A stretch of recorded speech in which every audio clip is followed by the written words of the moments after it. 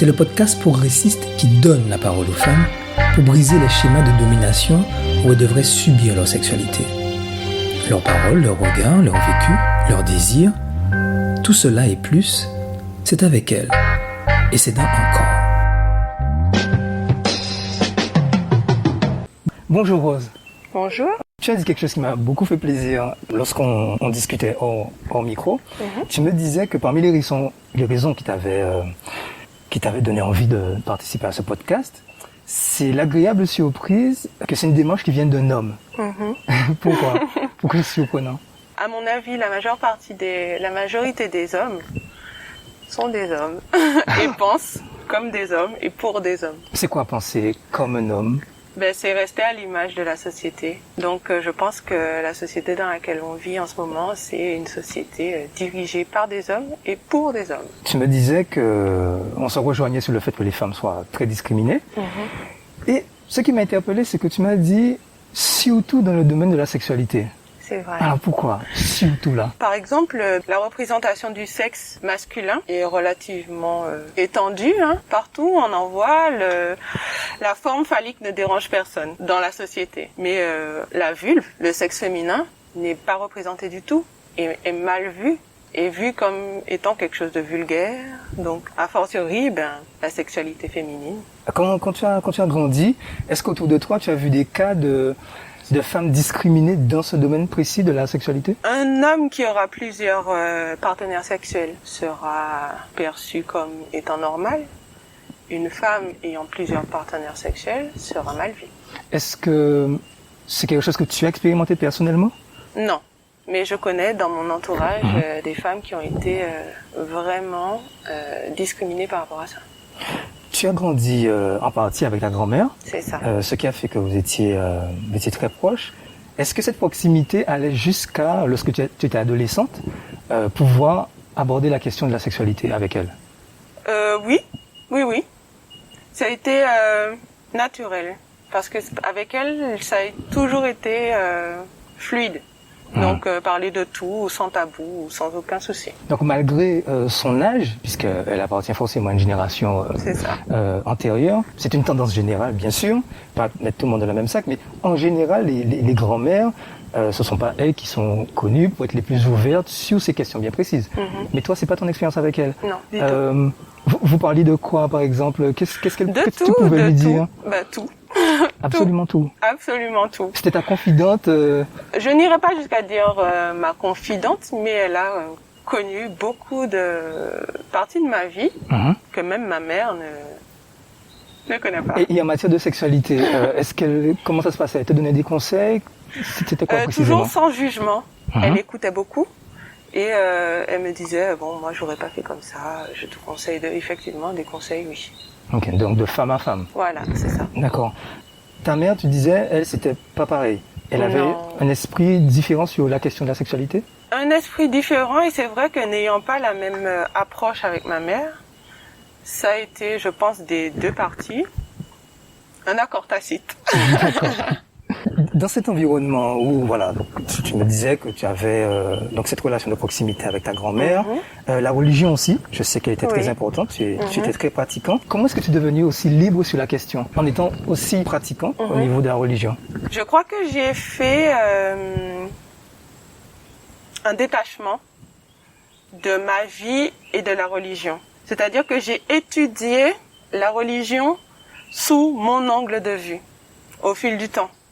C'est-à-dire qu'au début, les choses étaient juste de rentrer dans le cadre et d'appliquer ce que la religion impose, ce que la plupart du monde dit, répète, etc. Et au fil du temps, je me dis que, par exemple, on parle souvent de Dieu de manière générale et de ses préceptes et de ce qu'il fait, ce qu'il dit de faire, ce qu'il dit de pas faire.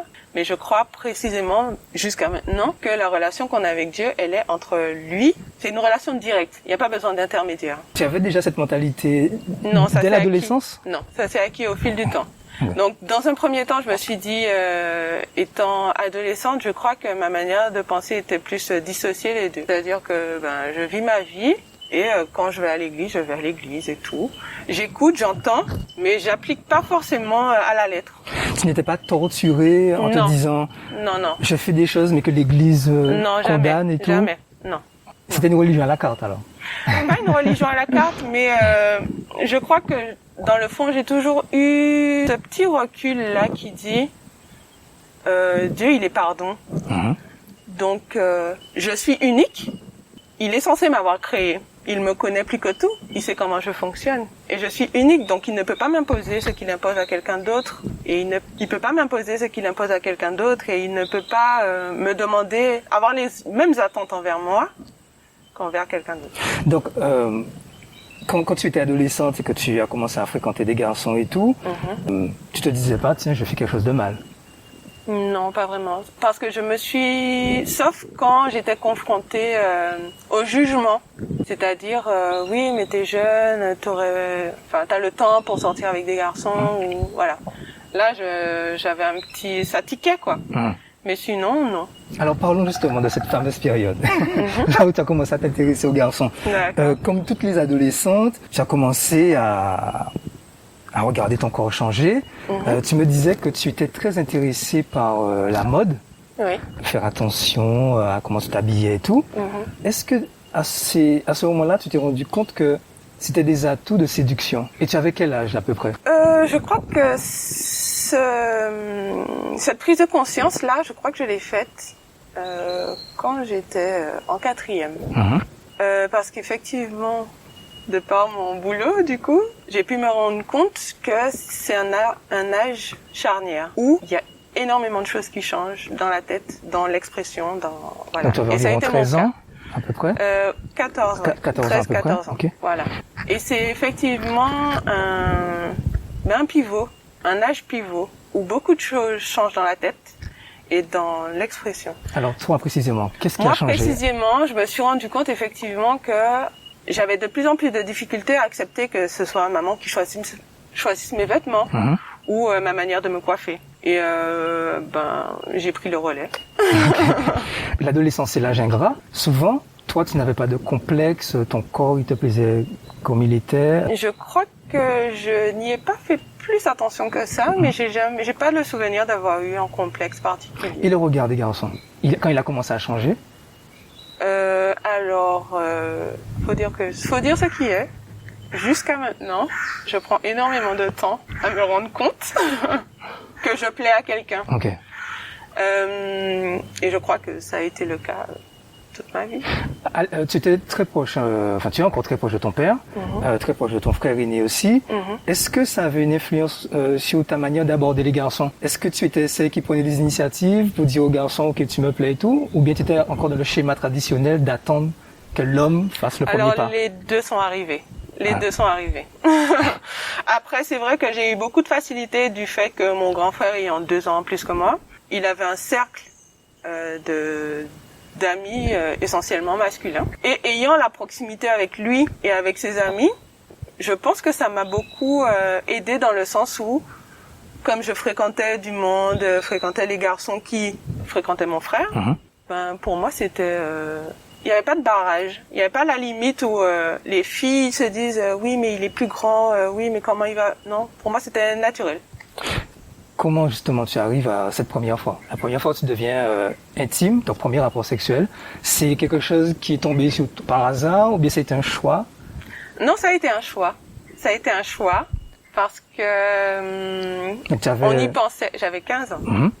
On y pensait déjà, on en avait parlé. Et puis, c'est vrai que faut savoir qu'en 4e, donc là j'étais en 3e, fin de 3e, mais dès la 4e, il y a des cours d'éducation sexuelle pour parer à toute éventualité.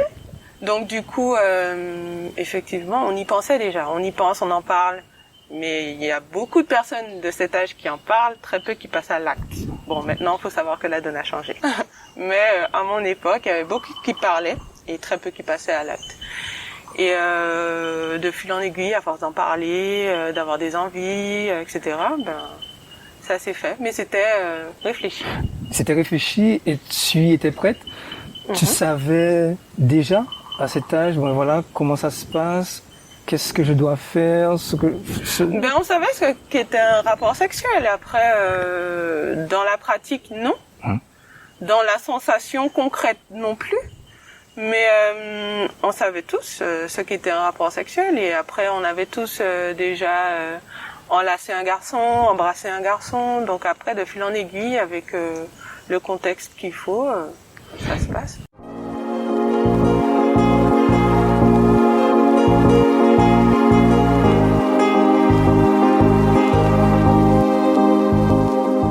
Et dans ta tête, une fois que c'est fait, tu penses que tu es passé de l'autre côté? Ça te change, ça y est, tu n'es plus une petite fille et tout, tu te sens femme? Alors, je me souviens très précisément d'avoir eu envie de le dire à ma meilleure amie, et ce que j'ai fait d'ailleurs, peut-être le lendemain, en lui disant, voilà, tu sais, voilà ce qui s'est passé et tout. Et voilà. Ça n'a pas été plus loin que ça, il n'y a pas eu de changement. C'est vrai qu'il y a eu plus, peut-être, d'assurance. Une pointe d'assurance en plus. On se sent femme. Presque. Presque, voilà. Je reviens rapidement sur la question de la religion. On sait combien la virginité c'est important. Dans ta relation à Dieu à ce moment-là, est-ce qu'il y a eu un moment de culpabilité, se dire, bon, ben voilà, Pas tout de suite. Pas à 15 ans, non. Pas de regret. Pas de regret, non. Je sais aussi que la danse est extrêmement importante dans ta vie. Tu es une grande danseuse. Et j'avais eu aussi une danseuse qui me disait à quel point la danse avait compté même dans sa vie sexuelle. Compte encore dans sa vie sexuelle. C'est-à-dire que comme elle a commencé très tôt, donc elle connaît très bien son corps, elle l'a apprivoisé, son corps lui procure des émotions et que même sexuellement, ça lui permet d'être plus épanoui. Est-ce que toi, tu pourrais dire la même chose par rapport à ta relation à ton corps et à la danse? Est-ce que la danse t'a permis de... Alors, bon, au niveau physiologique et au niveau physique, oui, ça aide. Après, au niveau mental, je crois que je ne suis pas sur la même longueur d'onde que la fille dont tu parles. Parce que j'ai eu comme un blocage. Alors, faut dire ce qui est. Quand je danse, quand je suis sur scène, je ne suis pas très couverte. Et ça ne me pose aucun problème. C'est de l'assurance en plus. Je suis affirmée parce que c'est carrément un personnage, une partie entière qui s'exprime. Et ce n'est pas la même chose dans le contexte sexuel. Donc du coup, pour ramener à la sexualité, j'estime à titre personnel que c'est pas les mêmes fonctions qui sont mises en avant. Et donc ce que j'applique à la danse, je ne peux pas l'appliquer vraiment à proprement dit dans ma sexualité. Qu'est-ce qui justement fait la différence? Qu'est-ce qui fait que par exemple sur scène, on te verra et on va imaginer que waouh, elle est super libre et tout, elle a des tenues légères, tout ça. Et donc sûrement dans sa sexualité d'être pareil. Non, c'est pas la corrélation n'est pas évidente. Non, pour moi la danse peut rentrer dans un cadre public. La sexualité non. La sexualité reste dans le domaine intime. Dans un cocon, c'est entre deux personnes ou un groupe de personnes selon le contexte, voilà. Mais ça reste clos, intime. Tu as eu très tôt conscience de ton corps et de savoir que ton corps pouvait être un moyen de séduction? Oui, par la force des choses, oui. Parce que je reviens sur la société. Alors, ayant débuté assez jeune la danse, je me suis retrouvée dans le cas de figure où des spectateurs sont venus me faire des remarques, des avances, des choses déplacées des fois. Et ça depuis très jeune. Donc ça situe tout de suite les choses. Je me dis que de mon côté, je suis sur scène, je danse, je m'exprime. Je prends du plaisir à m'exprimer, à danser. Ça me rapporte beaucoup. Et en face, ça peut être perçu d'une autre manière. Et cette manière-là, est-ce que... Alors, j'écarte bien évidemment tout ce qui est déplacé, mais cette manière d'être un objet de convoitise, un objet de désir, alors, c'est toi, ça te procure quoi? Alors, quelquefois, c'est dérangeant. Quelquefois, ça peut être très dérangeant. Et c'est là qu'il est le distinguo à faire et que la société ne fait pas forcément. parce que je ne suis pas un objet, je suis quelqu'un qui s'exprime à travers la danse. Alors ça peut être des mouvements qui peuvent être sensuels, mais qui ont une histoire. Et c'est vrai que l'œil extérieur et non averti ne connaît pas tout le parcours et toute l'histoire qu'il y a derrière. Et va faire l'assimilation. Voilà. Elle a des mouvements lascifs, suggestifs, sensuels. Donc ça veut dire que c'est une fille facile? Ça t'est arrivé, ce cas de figure? Oui.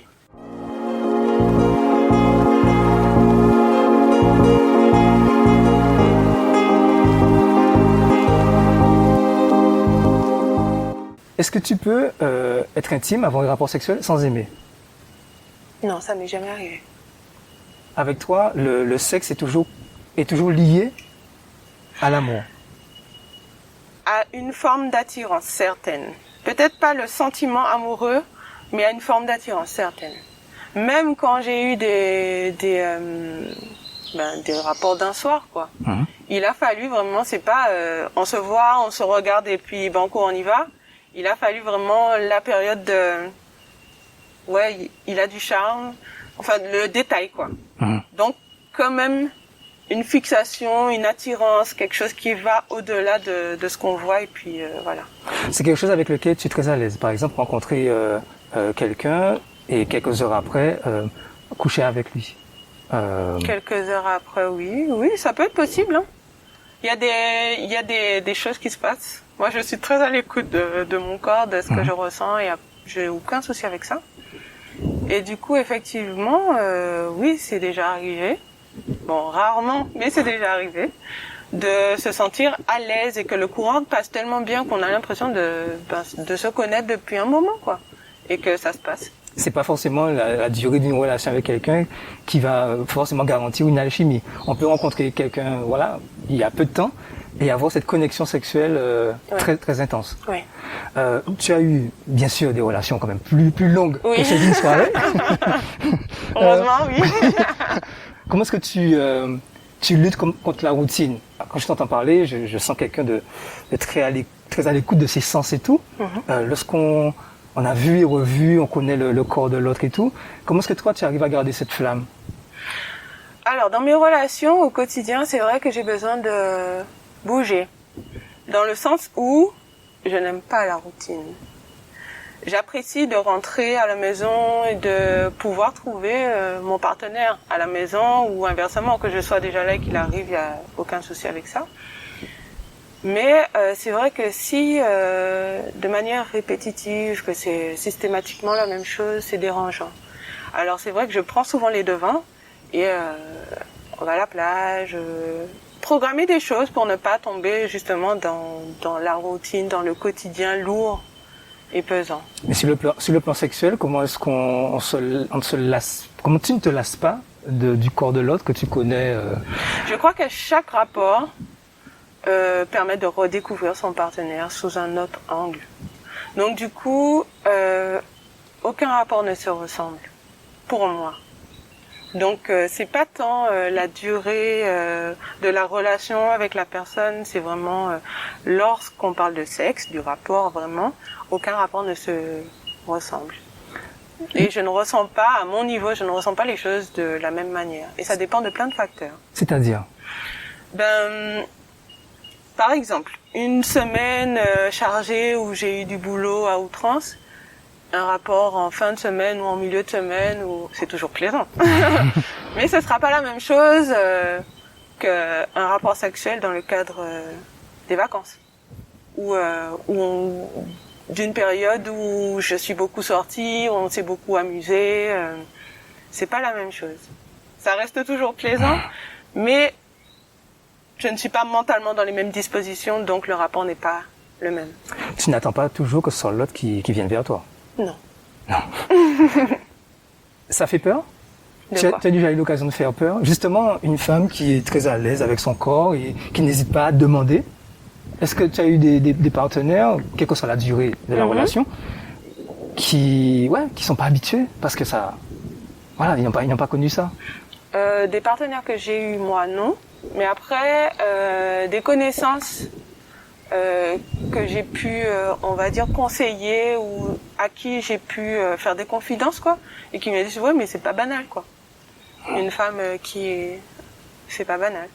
Mais toi, ça a toujours été, pour toi, c'est ordinaire de ne pas attendre le désir de l'autre. Je constate bien que la majeure partie des femmes ne fonctionnent pas comme ça. Et toi? Mais il y en a, j'en ai dans mon entourage que ça ne choque pas, qui fonctionnent comme ça et qui s'assument. Et je crois que c'est un travail d'acceptation d'abord. Et une fois qu'on est à l'aise avec son corps et on est à l'aise dans la tête, surtout pour les femmes, que ça va tout seul, quoi. Et toi, est-ce que tu sais justement d'où vient cette assurance? Parce que tu as grandi comme nous, dans ce schéma culturel de l'homme qui domine et tout. Toi, comment est-ce que tu peux expliquer ça? Que tu ne sois pas dans... justement, je crois que j'ai toujours été un petit peu à contre-courant, dans beaucoup de domaines d'ailleurs.